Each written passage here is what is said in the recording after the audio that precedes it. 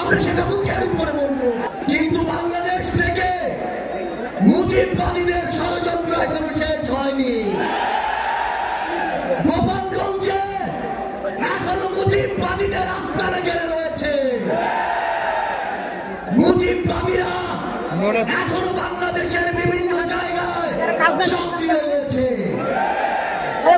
এই মুজিববাদ একটি আদর্শ, শুধু আইনি ভাবে এই মুজিববাদের মোকাবেলা করা যাবে না। আমাদেরকে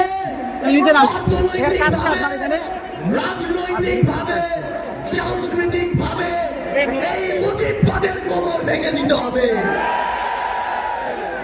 আমাদের মধ্যে রাজনৈতিক মত পার্থক্য থাকতে পারে, কিন্তু এই মুজিববাদের প্রশ্নে, এই স্বৈরাচারের প্রশ্নে অভ্যুত্থানের সকল শক্তিকে ঐক্যবদ্ধ থাকতে হবে। এখন সক্রিয় হচ্ছে, আমাদের মধ্যে মত পার্থক্য থাকতে পারে, কিন্তু এই বাংলাদেশে বাংলাদেশ পন্থী ব্যতীত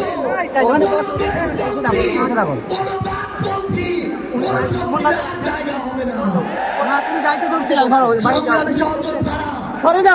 বাংলাদেশে আর ভারতীয় আধিপত্যবাদের জায়গা হতে দেওয়া যাবে না।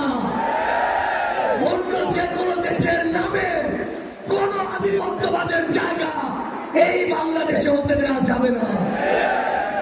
সংগ্রামী সহযোদ্ধারা, হাজারের অধিক ছাত্র জনতা জীবন দিয়েছে।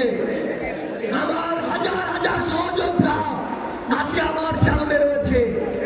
আমাদের একটা আকাঙ্ক্ষা ছিল, গত জুলাই ওই অগস্টের 5 তারিখে আমাদের যে স্বপ্ন ছিল, আরেক অগস্ট আসতে চলেছে, আমাদের সেই স্বপ্নগুলো পূরণ হয়নি।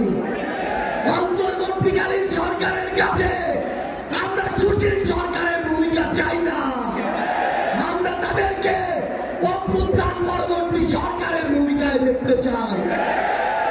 আমরা স্পষ্ট করে বলতে চাই, অভ্যুত্থান পরবর্তী বাংলাদেশে আমাদের বিচার লাগবে।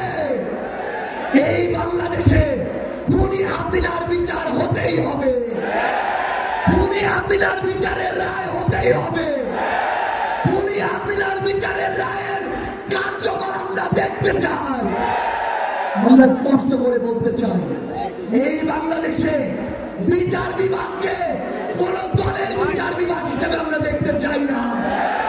আইন শৃঙ্খলা রক্ষাকারী বাহিনীকে ক্ষমতার তোষামত করা বাহিনী হিসাবে আমরা দেখতে চাই না।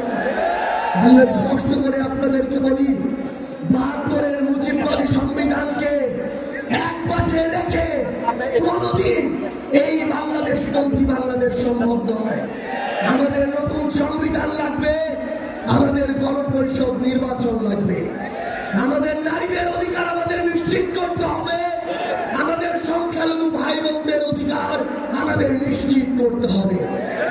আমরা 1947 সালের উপনিবেশ বিরোধী যে আকাঙ্ক্ষা, 71-এর স্বাধীনতার যে আকাঙ্ক্ষা, 24-এর মুক্তির যে আকাঙ্ক্ষা, সেই আকাঙ্ক্ষাকে ধারণ করে ঐক্যবদ্ধভাবে আমাদের আগামীর বাংলাদেশ গড়তে হবে। আমরা স্পষ্ট করে সর্বশেষ একটি কথা বলে যাই, ফ্যাসিস্ট বিরোধী 24-এর শক্তি আমাদের ঐক্যবদ্ধ থাকতে হবে। তবে ঐক্যবদ্ধ মানে এই নয় যে আমরা কারো অন্ধভাবে দালালি করব। কেউ যদি চাঁদাবাজি করে আমরা সেটা মুখের উপরে বলবো, কেউ যদি সিন্ডিকেট চালায় আমরা সেটাও বলবো, কেউ যদি দখলদারিত্ব করে আমরা সেটাও বলবো। তবে আওয়ামী লীগের প্রশ্নে আমরা ঐক্যবদ্ধভাবে আমাদের লড়াই চালিয়ে যাব। সংগ্রামী সহযোদ্ধারা, রাজনীতিতে প্রতিদ্বন্দ্বিতা থাকবে, প্রতিযোগিতা থাকবে, কিন্তু রাজনীতির যে সৌন্দর্য, এই সৌন্দর্য যেন আমরা ধারণ করি, তাহলে